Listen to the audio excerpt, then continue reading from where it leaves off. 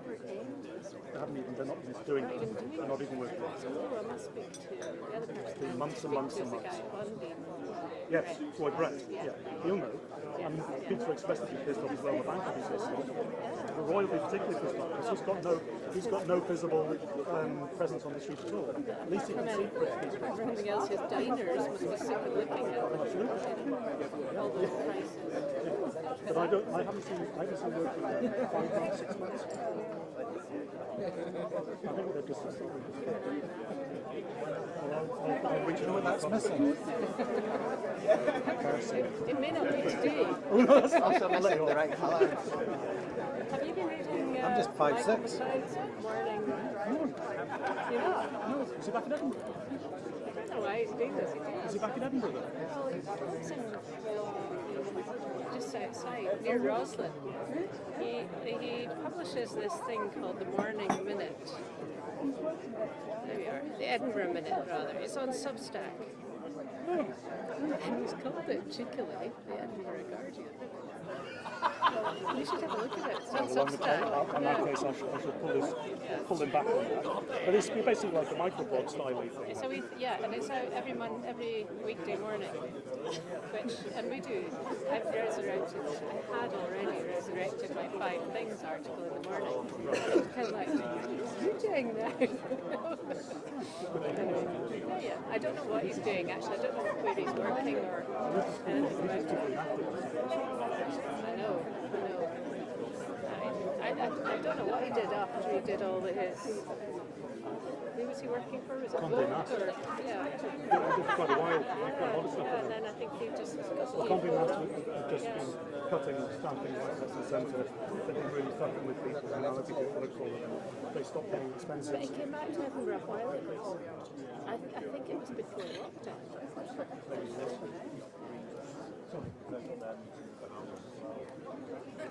I'm going to go and sit down. No, I will have a look at that. I didn't notice it just the other night. Also when you're cycling. Well, absolutely. No.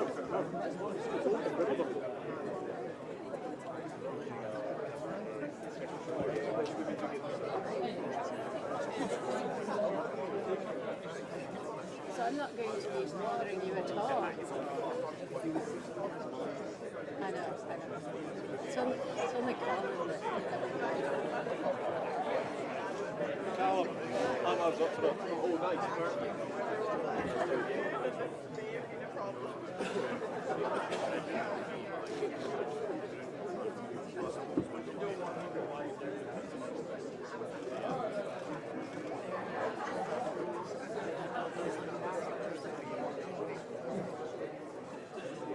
So yes, we will get together after this.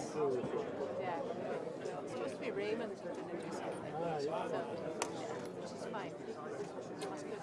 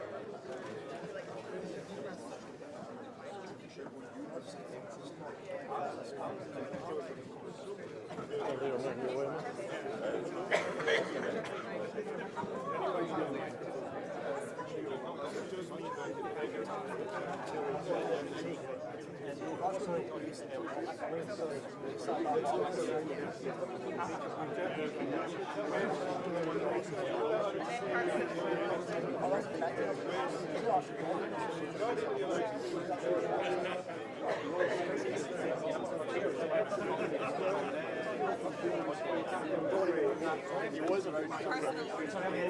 Nice to meet you.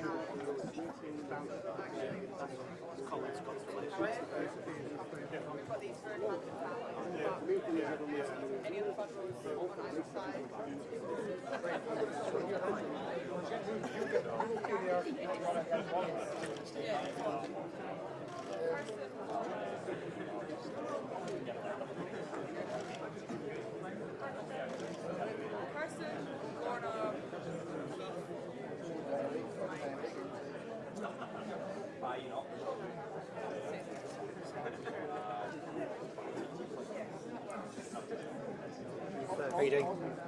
Good, good. You're not working with flashes, are you? No. Cool. So, work in that section there at the start. Right. Okay. There will be an opportunity to come round here. Okay. But there's 4 agency photographers who are there. Right. And after they work from here, you guys can alternate yourselves in this space as long as you're low. Right. So at the moment, I'm asking you to go over there to that corner. They start facing. Right. Is there a reason why I can't just stay here? Yeah, because this is going to be an area which is going to be used by different people coming in and out, and it wouldn't be fair, and I don't have space for 20 people here. Right, I've got you. No, that's fine. Okay, thanks, man. Cheers. Yes, please. Yeah. You're not working with a flash, do you know? No. There's no flash photography.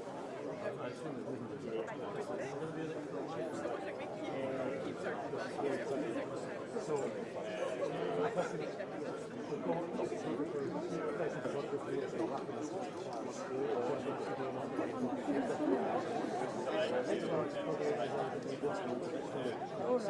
there will be an opportunity to come into this space if you work with the other freelance and publication photographers. To come around, but not all at once. Okay, guys? It's an imperfect space we've got for demand. Yeah, I kind of like the scale of this. You guys going to do anything here, right? He's just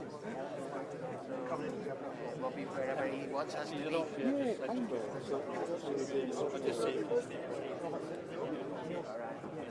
He does more stuff. Can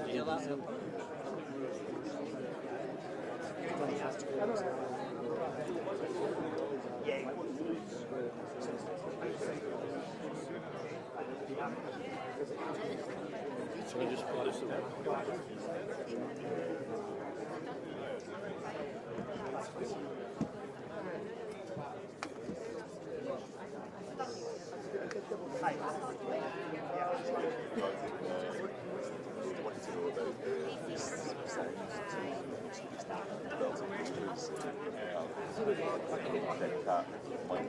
Presumably they'll be asking these guys, the questions will be going along that road there and stuff like that, so somebody will be coming in. Yeah, we have roving mics. It's just so that people handing them in realise that we're here and don't concentrate on who they've handed the mic to. You know what I mean? So they don't stand. So you want them to give the mic and then get out of the way? Just so they're aware of us as much as anything else. Because sometimes all they're concentrating Or maybe crouch down, okay? Give the mic to. Yeah, okay. I don't know whether they're. So give the mic and crouch down. I don't know whether they're audio people or whether they're.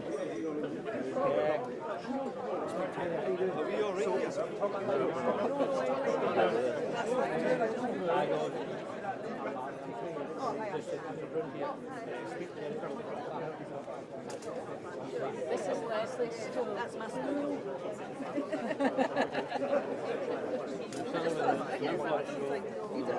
What he's trying to do is alternate folk in here rather than this being a space for just. I'm just pop it there so if it falls over it.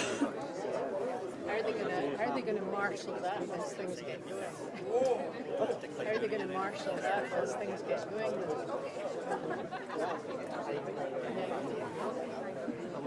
Hi. Not just now, no, you will get an opportunity to come in here when the new leaders are. Yeah, so what we're doing is, the photographers are starting in there, okay?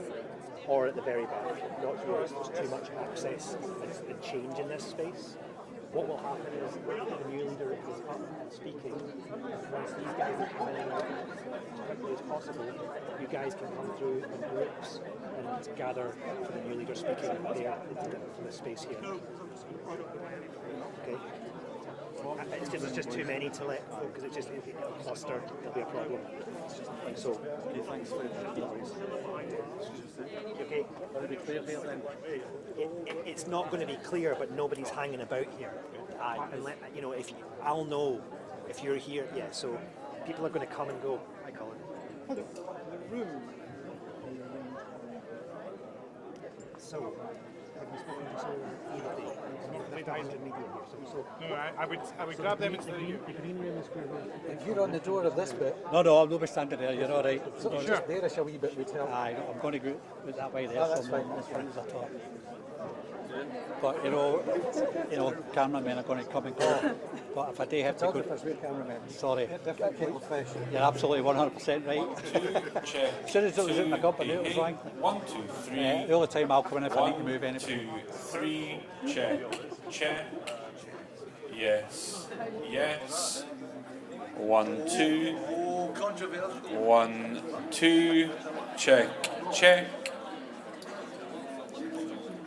Check. Check. 1, 2. 1, 2. All good?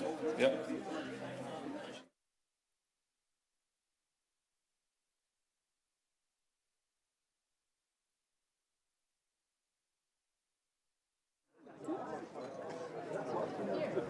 No, somewhere in the back.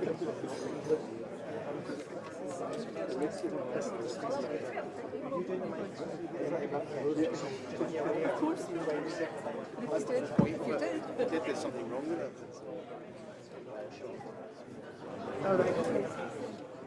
Was there, yeah. And your stuff there, pal.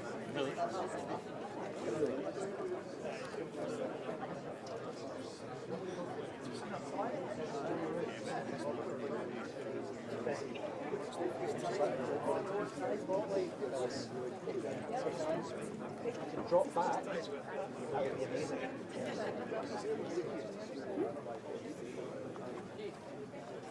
I think that's also an access point, really. Okay, so I can move. I can move. Thanks. Just trying to like. So who else is it? Who else is right? Does Lee know to do that as well? You will. You know where Lee is? Where's the food? That's correct. 5 minutes. It's just to tell them about my situation, just to duck in front of the cameras. I know, I'm terrible. And the only thing is, this last. Yeah. Well, alright, okay. Potentially. If not, Okay, that's fine. I might be more on top of my emails for the next week.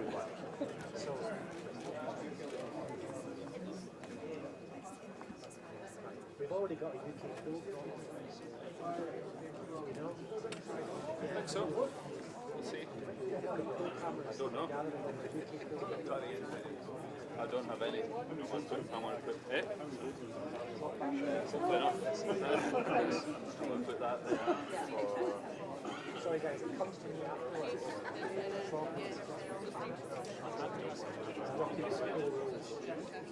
Oh, they can't do it now, right? Hello, how are you?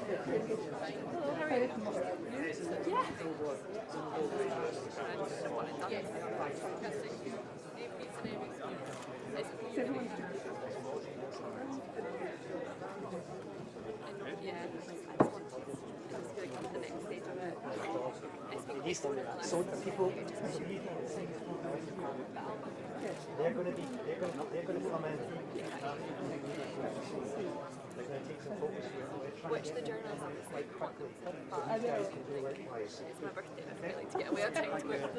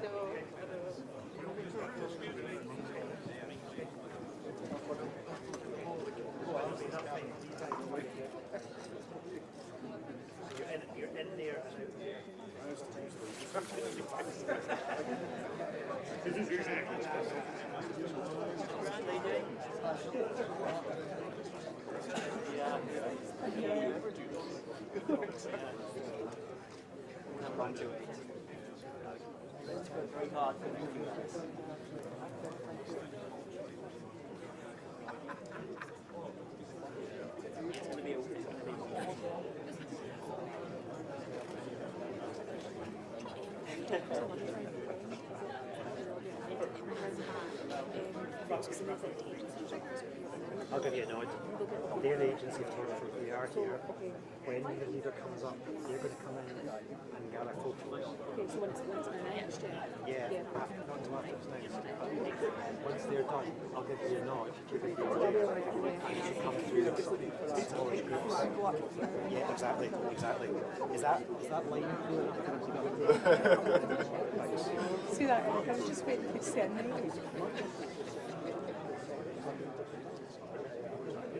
Did you get Craig? No, but it's okay. Just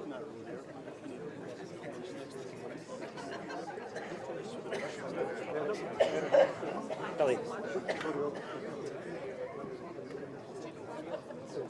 Speak to University looking after okay, so no, I'm not going to focus on that. I think we're coming in.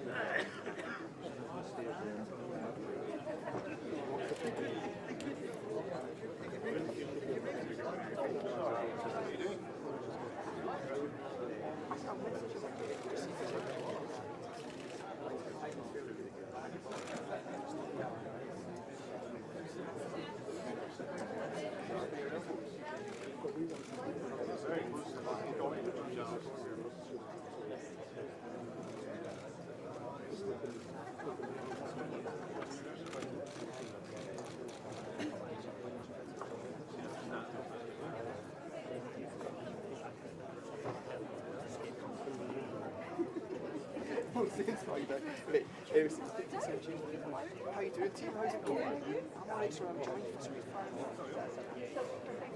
It's over here. I hope you make the Glen, not Glen.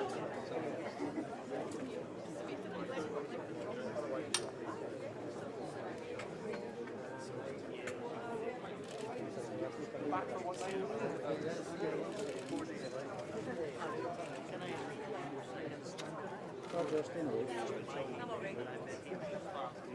If we stand here, would you take a seat? Would you mind? You stand right here. Is that okay with you? Great.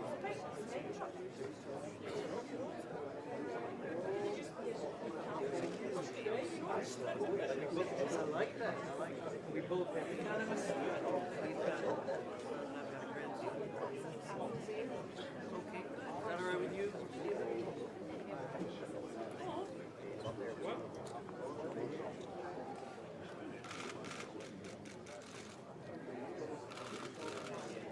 Thank you very much. Catch up, yeah.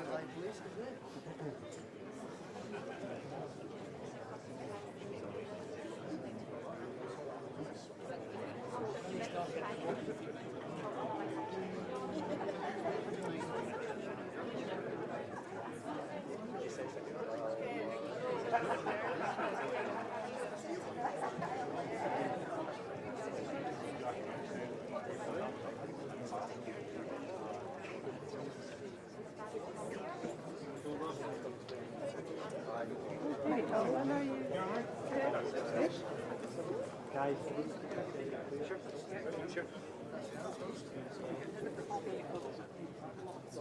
The ways that this could go. Right. It's a copy of the way this could go.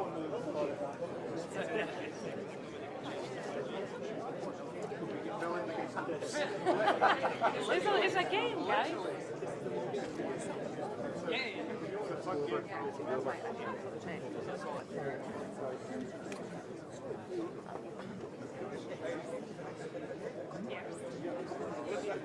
Colin. Is it an NC? It's the redacted copy. Insert me. The redacted copy. These are numbers. They then. They then.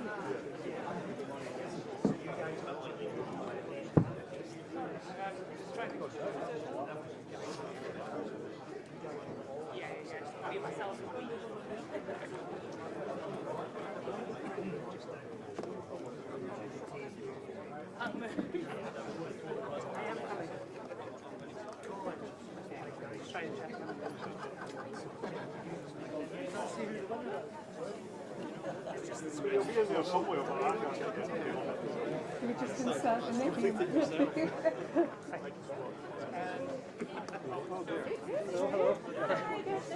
See you too. Yeah, the front two rows are family and friends. Yeah, we're snuck in with the broadcasters. We bag-feed that about an hour ago. Gotta get video, you know? I need to be in prime position. I'm gonna go get my hand out from Sarah because I don't like to miss out on any document. Deep fry. I know.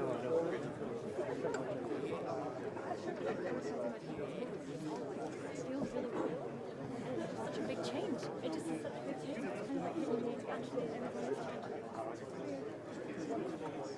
And then it's that feeling of some really good habits. But then by the time I get back to the office, it's going to be like hitting the ground.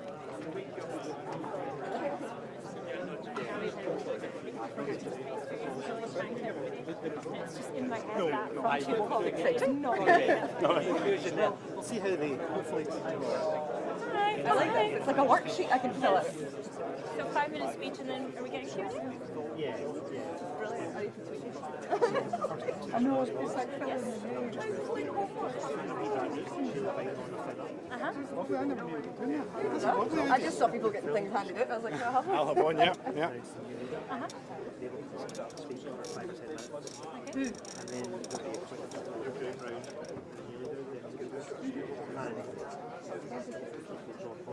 Maybe drop off next year, depending on who it's not going to be marathon Q&A. Sure, yeah. I thought that was the case. I'm just checking. Because the last I called, we weren't sure if it was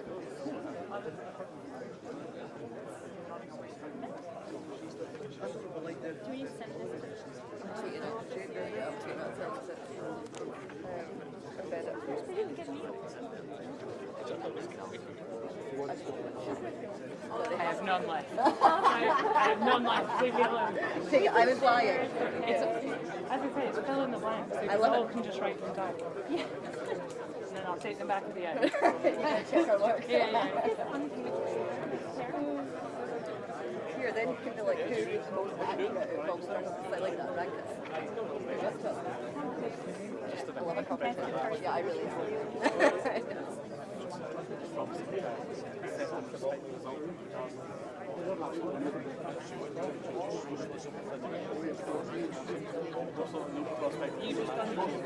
Absolutely. I'm just hoping it goes.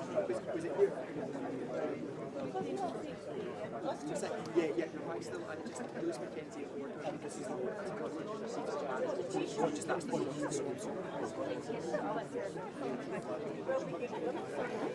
Now and again. It's usually if there's right. You might be like.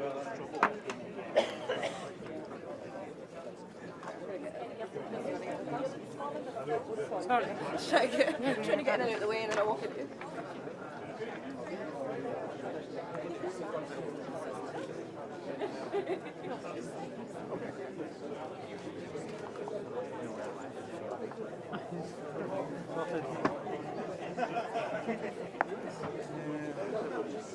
It's fine.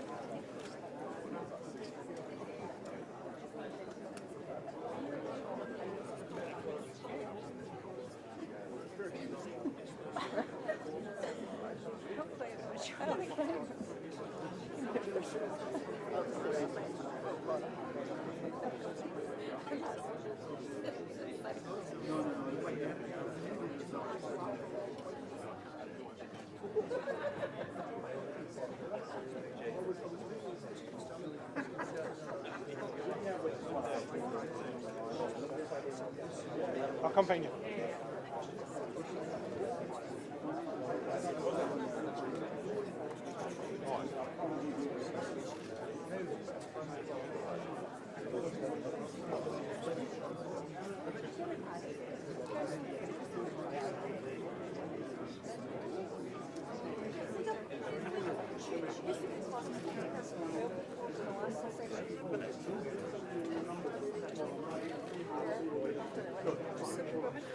Yeah, no, I'm going to sit check.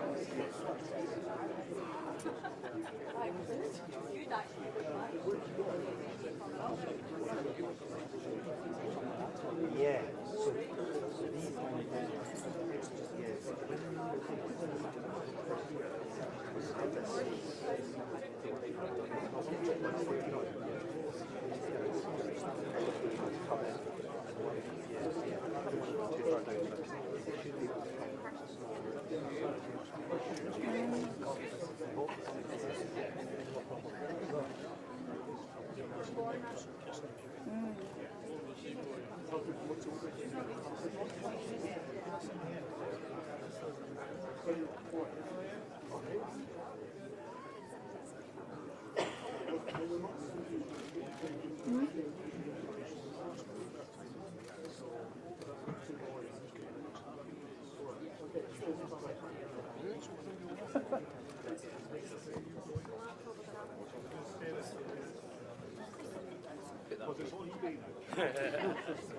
Thanks. Sorry, was that sitting on your chair or something?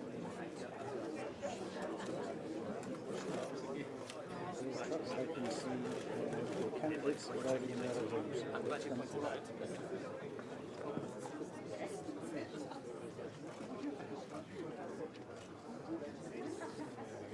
Hello, the candidates are arriving from the other end.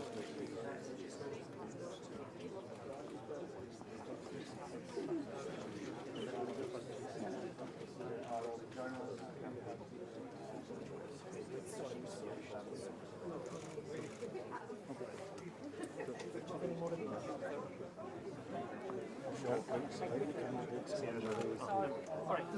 Thanks. yeah.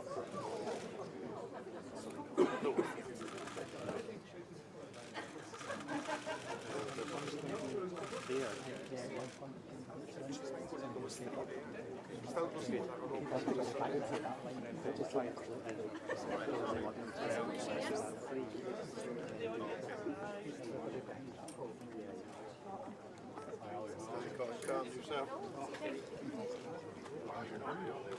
Good to see you. Well, good to see you. I'm all right.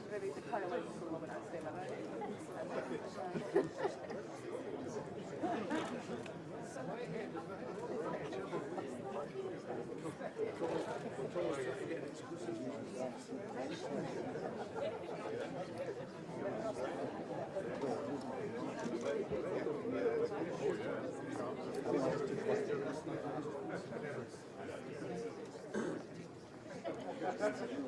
You're right. One more time. I'm so sorry. I know.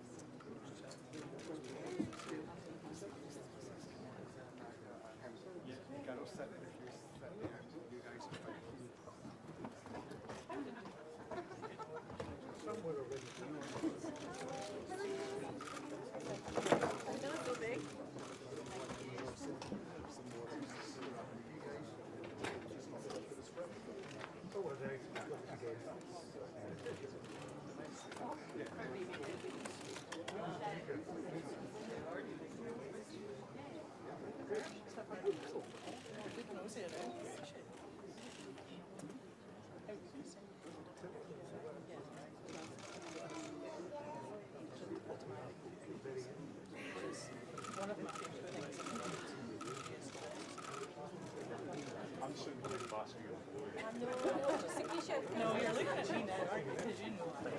Oh, I promise. I know. I'm so sorry. I'm so sorry. Especially when it's committed. Just something entirely.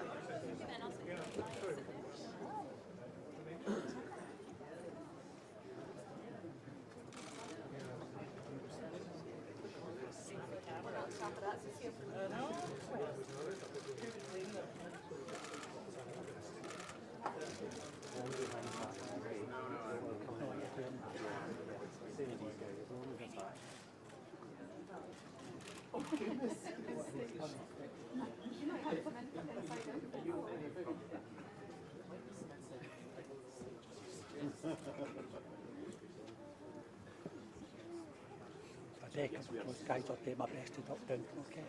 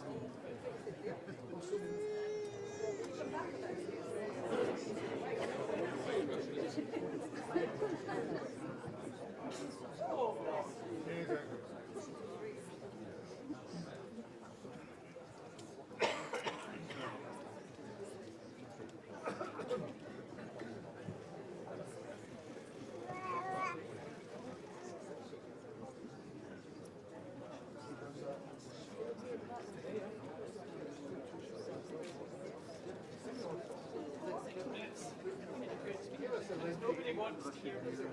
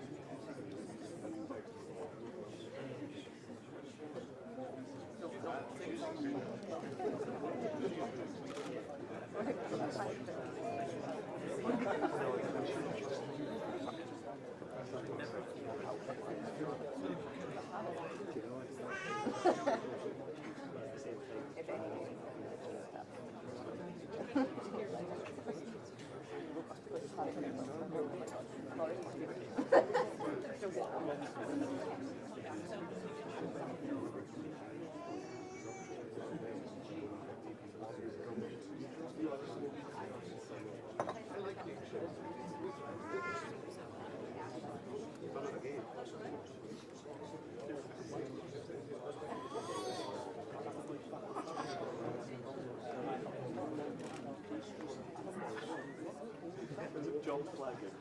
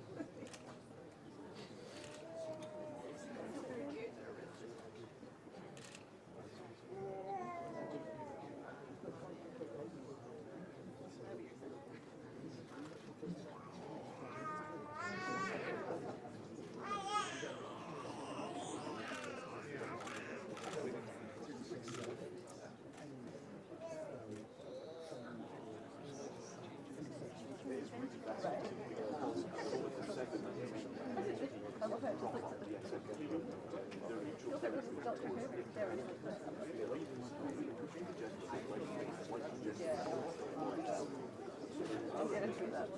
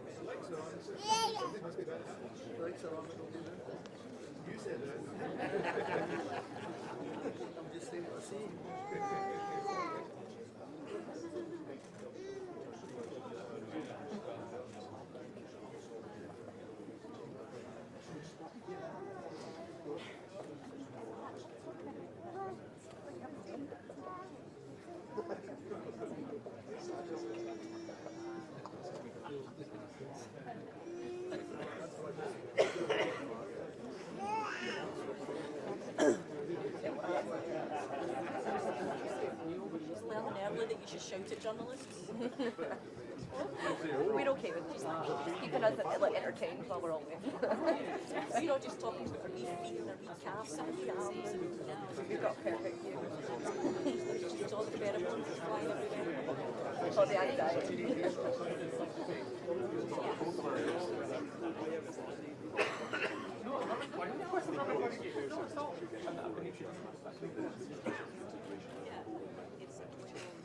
Looks like us.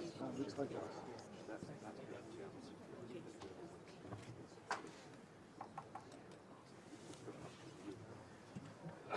Confirmed.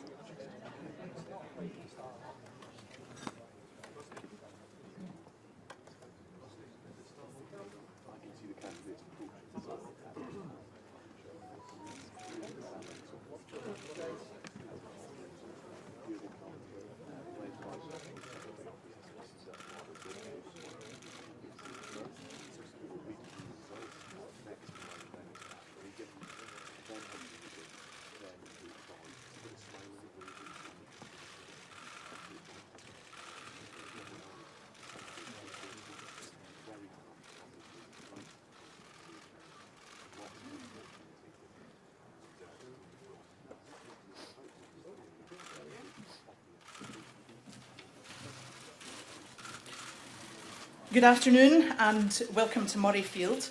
My name is Kirsten Oswald and I am the SNP Business Convener. And I'm delighted to be here today at the culmination of this election contest to choose our new SNP leader. The contest has taken our three candidates the length and breadth of Scotland. They've beamed into our living rooms via TV debates and they've worked tirelessly to engage with members all over the country. So this is a historic moment for the SNP. And as we look forward to our new leader, I want to thank Nicola Sturgeon for her exceptional leadership over the past 8.5 years. I'd also like to convey my thanks to the candidates, to our members, and to everyone at SNP HQ and our National Executive Committee who've worked so hard behind the scenes to deliver this important exercise in party democracy. And I'm delighted to welcome to the stage to announce our new leader, Lorna Finn, SNP National Secretary.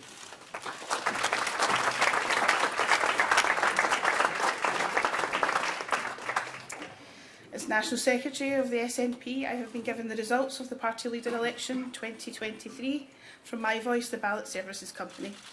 These are as follows. The final number of eligible members was 72,169. A total of 50,494 ballot papers containing a valid vote were received.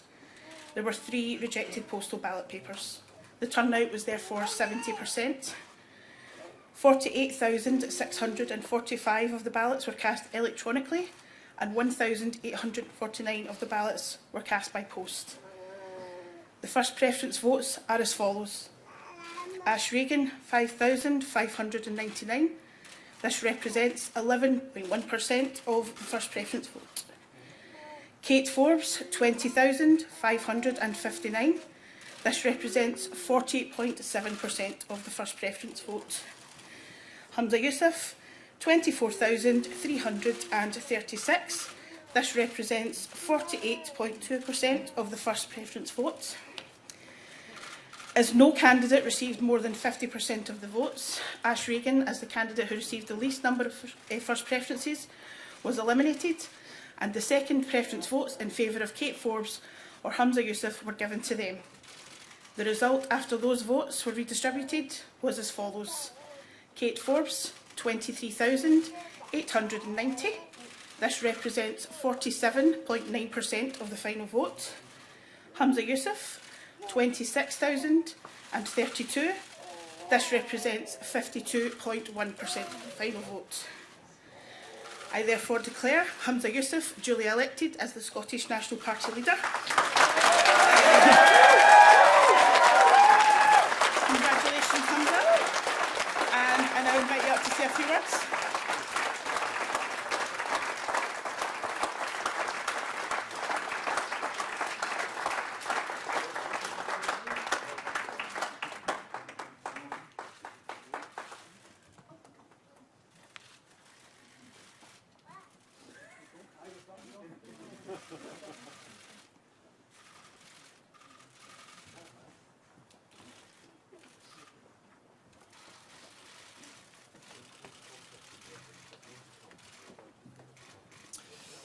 Can I begin by thanking our National Secretary, Lorna Finn, and also can I thank our headquarters staff for all the incredible efforts that they have made right throughout this process. It is hard for me to find the words to describe just how honoured I am to be entrusted by our membership of the SNP to be the party's next leader and to be on the cusp of being our country's next First Minister. Can I begin by paying tribute to my colleagues, both Kate and Ash. During almost 20 hustings, it's probably felt like we've seen each other more than we have our respective families. You both have put in an incredible shift, and I know that collectively we will continue to work hard as part of Team SNP.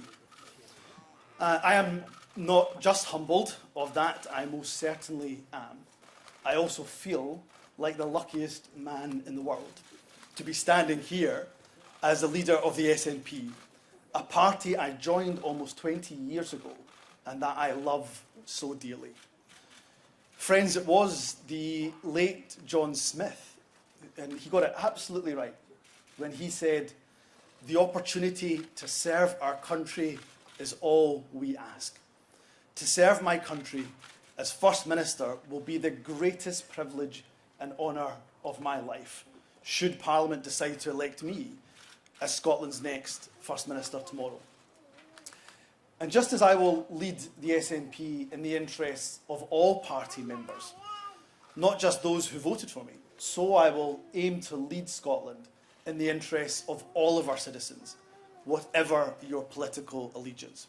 If elected as your First Minister after tomorrow's vote in Parliament, know that I will be a First Minister for all of Scotland, that I will work every minute of every day to earn and to re-earn your respect and your trust.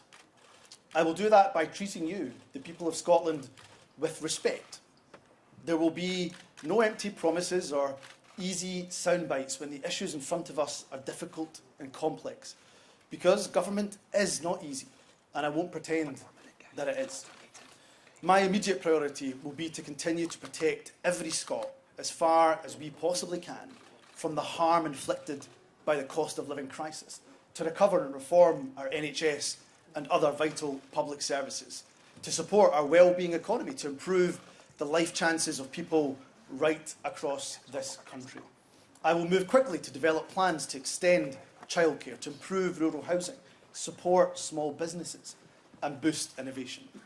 I will bring forward reforms of the criminal justice system. I'll work with local government to empower our local authorities. And as First Minister, I will not shy away from those exceptionally tough challenges that require the difficult decisions. But where there's challenge, I will use it to also find opportunity. My government will seize the economic and social opportunity that the journey to net zero will bring. A country as energy rich as Scotland should not have people living in fuel poverty.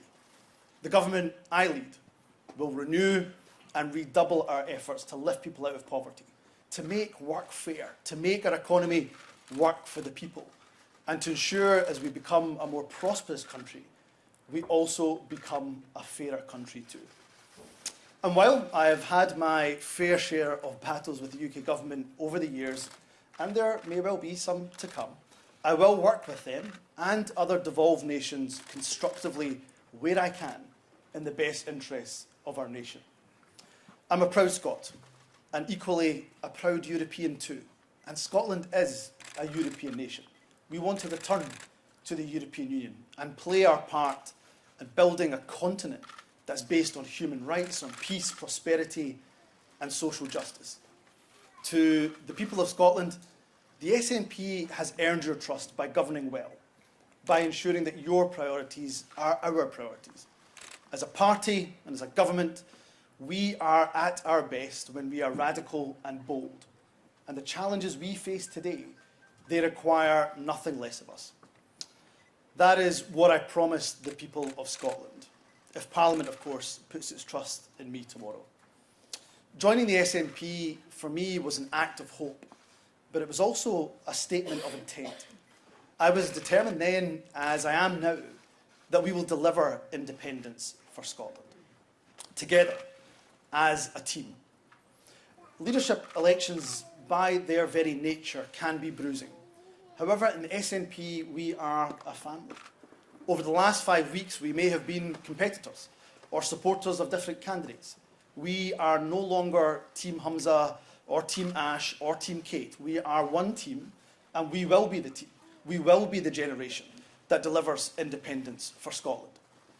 Where there are divisions to heal, we must do so quickly, because we have a job to do.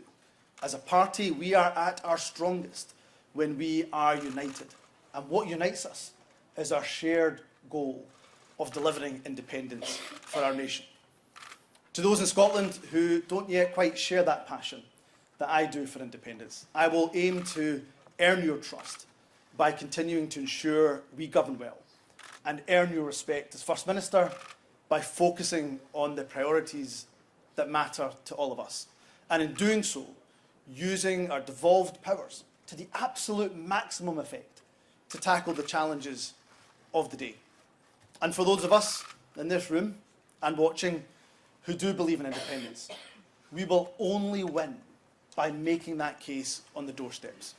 And my solemn promise and commitment to you is that I will kickstart our grassroots, our civic-led movement, and ensure our drive for independence is in fifth gear. The people of Scotland need independence now more than ever before, and we will be the generation that delivers independence for Scotland.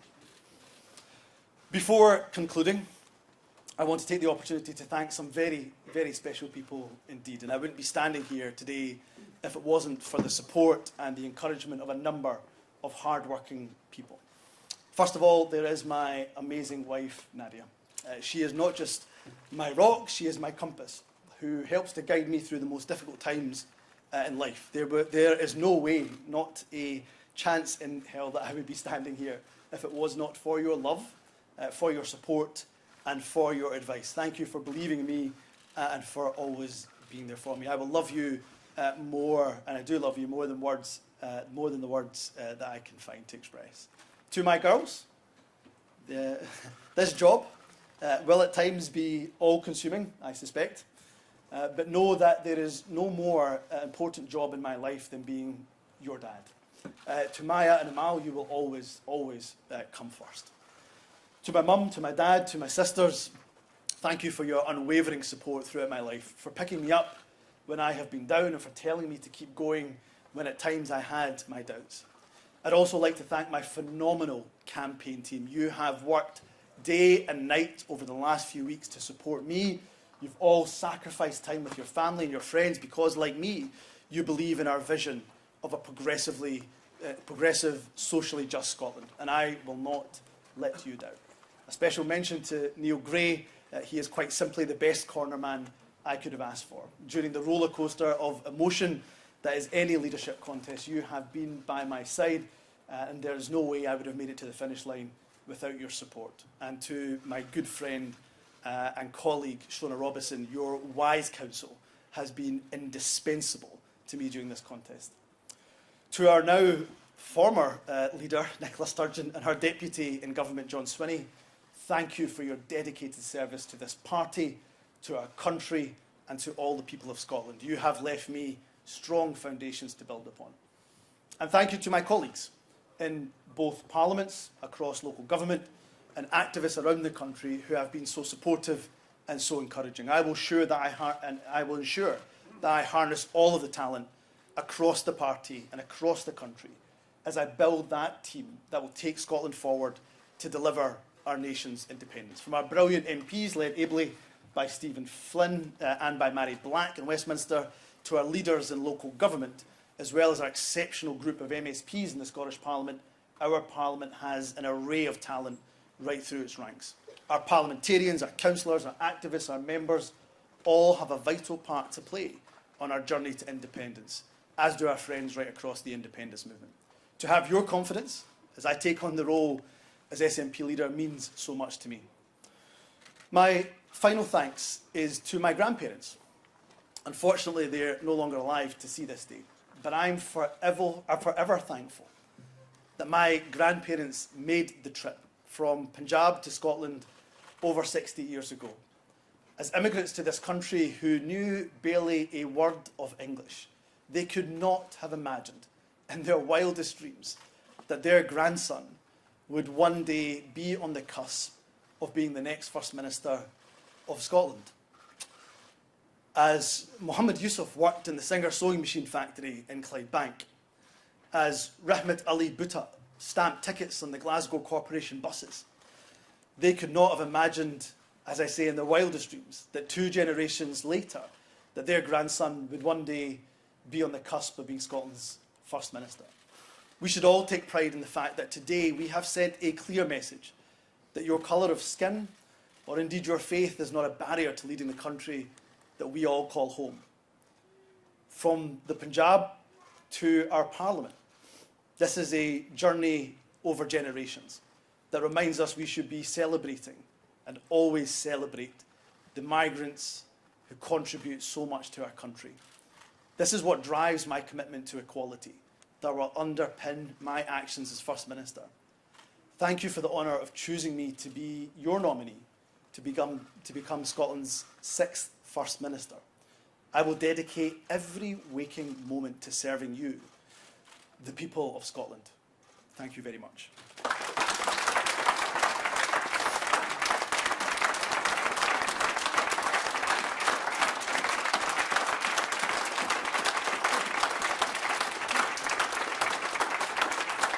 Thank you.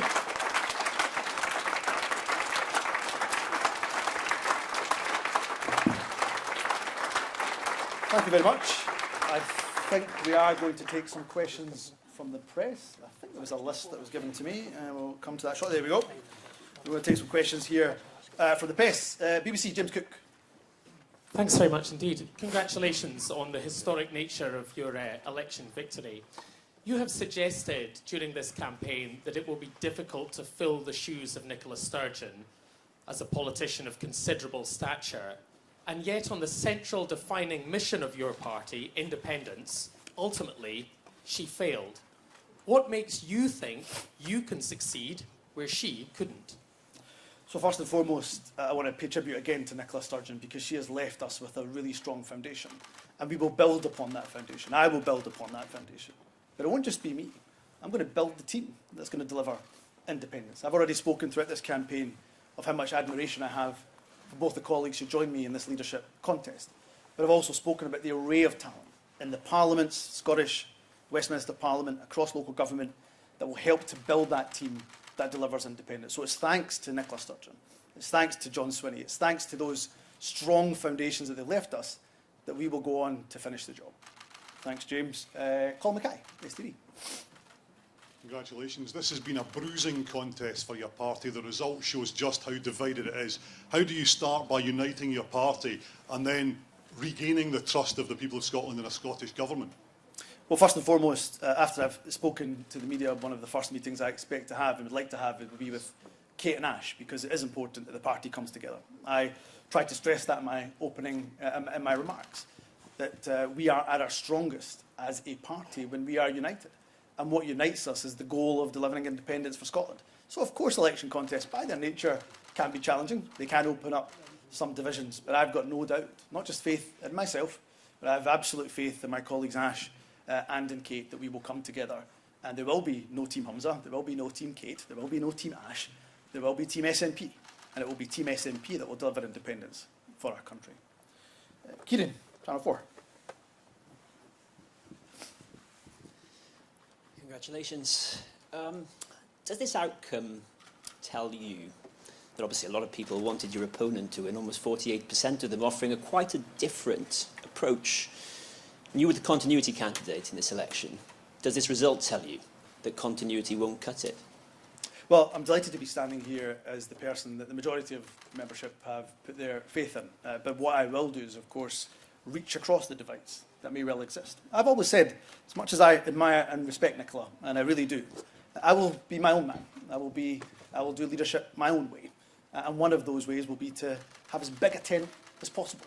And that includes, of course, the various different platforms that have been put forward by my colleagues. I want to speak to them as soon as I'm finished speaking to you, because we have to harness not just the talent, but the ideas that my colleagues have brought forward. So, as I've said to the other colleagues who have already asked questions, I don't view this as there being factions or teams. It's going to be one team that is going to deliver us independence. In terms of the government, we are still, of course, the party that is more trusted than any other political party in Scotland. I'll not take that for granted. I'll not be complacent about that. But we have won the trust of the people of Scotland because we have delivered for them. And that is my aim, to continue to deliver for the people of Scotland. Conor. Just behind you. Congratulations, first of all. The polls were suggesting throughout the contest that you, of the three candidates, were the most incompetent, weak and untrustworthy. How are you going to turn that around and not fail on the SNP's election-winning machine that it has been over the course of the last few years? Well, I'm delighted to have been part of that election-winning machine and being part of government for 10.5 years. But on top of that, of course, I'm delighted that when I've stood for election, I've been elected and re-elected with a big majority from the people of Glasgow Pollock, who I'd like to thank in putting their trust in me over the years. But what I'll make sure I do is I govern what, in the interest of the people of Scotland. But also, we win the trust of the people of Scotland when we govern and we align with their priorities. Their priorities have to be our priorities. And of course, they will look to us for delivery, and I will do my best to deliver what is their priorities. And at the moment, I don't have to tell anybody in this room that people are suffering from a cost of living crisis. That'll be my first and immediate priority, to try to help them in that regard. So I've got every confidence, not just in my own ability, but frankly in the ability of the exceptional SNP team that exists not just in the Scottish Parliament, as good and exceptional as my MSP colleagues are, but right across the parliaments and local government and our activist base too. Glenn Campbell. Congratulations on being elected. How can you possibly hope to unite the country if you're still going to be pushing hard for independence? Well, independence for me is a golden thread that runs through so many of our priority and policy areas. The reason why we can only mitigate the cost of living crisis is because it is a crisis that's inflicted by Westminster. We're doing so with one hand tied behind our backs. The reason why we can only invest in our public services as much as we can is because, again, our budget, our fixed budget, is controlled by a Westminster government. So while we will deliver the priorities of the people of Scotland, that will be to tackle the cost of living crisis. That will be to continue to invest in our public services, our NHS, of course, in particular. It will be to make progress on our well-being economy. That does not, we will do that in tandem with making the case for independence, because independence will unleash our country's true potential. PA, Craig. Hello. Ah, there we go. The turnout in this election was only 70%, so 30% of SNP members didn't even see fit to vote. What are you going to do to engage them, and is there a worry at all that membership numbers could sink even further? No, we'll be aiming to hopefully grow those membership numbers, and I hope people are inspired, not just by the contest, and hopefully by the outcome as well. I hope people will join the SNP as the vehicle that will deliver independence for Scotland. In terms of the 70%, I think it's so important for not just me, but the team, the SNP team, to make sure we are putting the independent drive into fifth gear. Our members are inspired and will be inspired undoubtedly by the drive to independence. We inspire people not by getting stuck in a quagmire of process and talking about Section 30s and de facto referendums. They get inspired by talking about policy. And I've got, I hope, the skills and the ability to be able to inspire people with a vision for independence. I believe that will help us to increase our membership numbers, but also make sure all of our members are involved in that campaign. I think we have Stuart Graham from AFP. I think we've got some international media back. There's a microphone coming to you. I was just wondering, with independence, do you have a timeline of when you'd like to see that happen? And how would you convince those, you seem to be stuck on 45%, the SNP, the same figure as in 2014. Many people I speak to are not convinced about the economic plan the SNP has. How are you going to reassure those people and make them feel comfort that it's in their interest to vote for independence? Yeah, it's a great question. So our colleagues in the Scottish media have been asking me this for 5 weeks' time, and I'll give you the same answer that I give them, which is, of course, process, while it is important.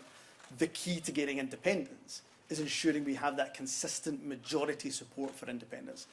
We have that settled will for independence. If we have that, the political obstacles that are put in our way by Westminster, well, they will disappear. So the concentration will be on kickstarting that civic-led, grassroots, people-led movement and growing consistent support for independence. And of course, the economic plan is absolutely key to that. So we have, of course, published papers already on that, but I think we've got more work absolutely to do to convince people. We wouldn't be standing here if that wasn't the case. So one of the first things I'll get on with doing, as well as governing and delivering and governing well, I hope, will also be to make sure we kickstart that independence movement. Maria, forgive me, from Al Jazeera. Nope. Okay. I'll keep going. We've got Alan Smith from Bauer. Congratulations. In response to the question from Colin, you said in terms of uniting the party, speaking with both Kate and Ash, does that mean there'll be room around your cabinet table for both of your leadership rivals? And just secondly, in terms of the vote, just over 26,000 first and second preference votes means you become SNP leader, ultimately becoming First Minister. What do you say then in response to opposition parties who will claim that you have no mandate to govern and perhaps there should be an election? So, look, I salute the fact that you've been asking me for weeks now, Alan, for exclusive on my cabinet. That is something, of course, that I'll be giving consideration to and announcing in due course. But I've never shied away from saying both Kate and Ash are not just exceptional talents within our party, but have clearly got a role to play, a continued role in Scottish public life. In terms of the mandate, of course, Parliament will have its say tomorrow. Although I am party leader at the moment, there will be a vote and there will be an opportunity for the opposition to put their candidate forward. It is not by coincidence or somehow good fortune that we are the largest party in that Scottish Parliament. It is down to the fact that the people of Scotland have given us that mandate, have put their trust in us. And tomorrow, as I say, I will be one of the nominees, certainly, to be First Minister of Scotland, and others will have their chance too. Jack from Global Radio. Congratulations. You take over leader of the SNP at a time when there are a lot of question marks over the party's finances. There have been renewed reports over the weekend over accusations of quite murky financial dealings there. What are you going to do as leader to reassure the members of your party, but also the people in Scotland who are concerned about that, and to reassure them that this isn't an issue? Well, again, I suspect I'll get up to speed very quickly on the financial health of the party. It's not something I've obviously been involved in, not holding an office bearer position within the party. But what I would say is that our party will be transparent in terms of the finances. And of course, I couldn't comment on what is a current live investigation either, but I suspect it will be one of the very first conversations I have as party leader to understand the financial health of the SNP. We'll go to some print colleagues as well. Paul, at the Daily Record. Hi there.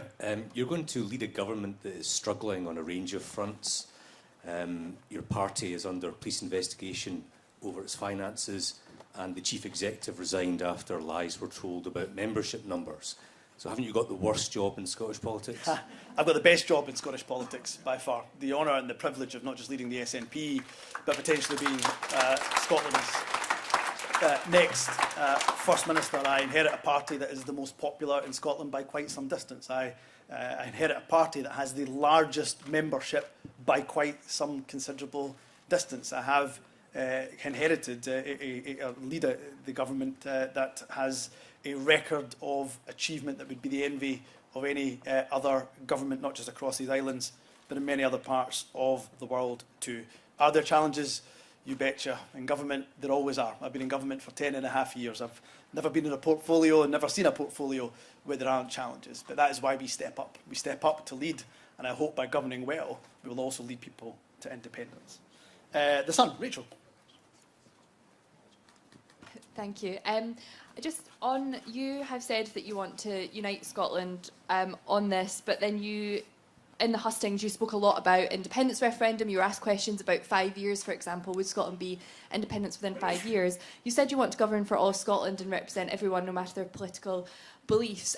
How do you square that? Are you not just going to be as divisive as Nicola Sturgeon felt she was when she left? Well, again, Nicola Sturgeon enjoyed huge amounts of support. Her leadership through the COVID pandemic, in particular, saw so many people who told me, certainly, on the doorsteps that they wouldn't even have been contemplated voting for the SNP, but it's the leadership that she showed during that period. And so too must I and the government that I lead. We must show leadership. We must deliver for the priorities of the people of Scotland. I've already outlined what I think those priorities are. If we do that, then we win the trust of people. If we win the trust of people, they will undoubtedly be persuaded by our message on independence. So we can do both. We can both campaign for independence. I don't think anybody would expect the leader of the SNP to say anything other than that. But we can also make sure that we deliver rightly for the people of Scotland and their priorities too. We've got the National. Abby. Hi there. Hi, Humza, congratulations. Just wanted to ask a quick couple of questions. So obviously everything goes well tomorrow. Hi, I'm over here. Obviously everything goes well tomorrow. You will be First Minister. So what is the first thing you're going to do to bring Scotland closer to independence? And obviously you'd done an interview with our newspaper during the campaign trail, and you said that your cabinet, which I know you said you didn't want to give away today, that you would appoint a Minister for Independence. So just wondering if you had made any decisions on that yet. I will stick to those commitments that I made, of course, during the campaign trail. For me, one of the first things I want to do is see how we kickstart that civic-led campaign for independence. It's got to be a grassroots-led. It can't just be political leaders sitting in a room devising strategies on the way forward. As important as the leadership is of those who belong in the independence movement, it's got to be a civic-led, people-led movement that drives forward the campaign for independence. And in terms of cabinet ministerial appointments, of course, I'll make them known in due course. Daily Mail, Michael Blackley. Hi, hello. In terms of two issues that have divided the country, you talk about reaching out to non-yes voters. Two of the key issues have been the continued push for independence, which you've talked quite substantially about today. Will you continue to use public money and civil service time drawing up the prospectus for independence? And on the GRR bill, will you be challenging the UK government's Section 35 order? So generally, I think when a party wins an election, and as thoroughly as the SNP has, it has every right, of course, to make sure it makes good on the promises in its manifesto, and we will do that. And of course, the civil service will help us to deliver on all of our manifesto, which includes, of course, independence. We won the election quite comprehensively in 2021. So just as the UK government have the right to use their civil service to pursue their ambitions around the Constitution, it should be no surprise that we will work with the civil service to do the same for independence. In terms of the GRR bill, I've made my position absolutely clear on the Section 35. I see it as a veto, as a power grab by the UK government. I don't think they have any right to have used that Section 35 power, given that the majority of Holyrood, of course, backed the GRR bill. So, of course, my first principle, my starting principle, is to challenge that Section 35 order. Peter, I've been waiting very patiently from ITV Borders. There's a microphone coming to Peter here. Or you can project if you wish. Is there a microphone coming?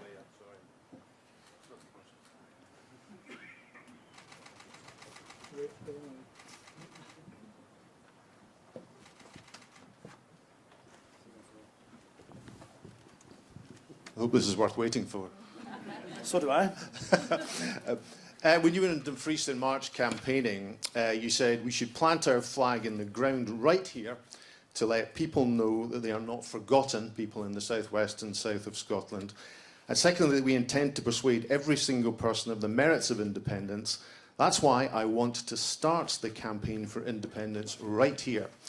So firstly, how do you persuade people in the south of Scotland that they haven't been forgotten? And secondly, when will you be going to Dumfries to launch your campaign? Very soon, because I believe that the only way we win our independence is persuading those, of course, who voted no and are still not persuaded by the case for independence. And therefore, we have to take the case to not just Dumfries and Galloway, to the borders, to the south of Scotland. And we do that, again, by governing well. We make sure that there are opportunities for people in the south of Scotland. We make sure we invest in the infrastructure in the south of Scotland. We make sure we support the wellbeing economy of the south of Scotland. And we do that by governing and governing well. Forgive me, I've just been told minutes ago that I'm leader of the SNP. I'll need to check the diary, but I'll be getting to Dumfriesshire as soon as I possibly can. I'll need to leave it there because there are a range of other commitments that I have to make. I want to thank you again to the members of the SNP, to our parliamentarians who are seated here, to our campaign team, and most importantly to my family for all the support and all the encouragement that they have given me. We have a lot of work to do and get on with, so I suggest we get on with it.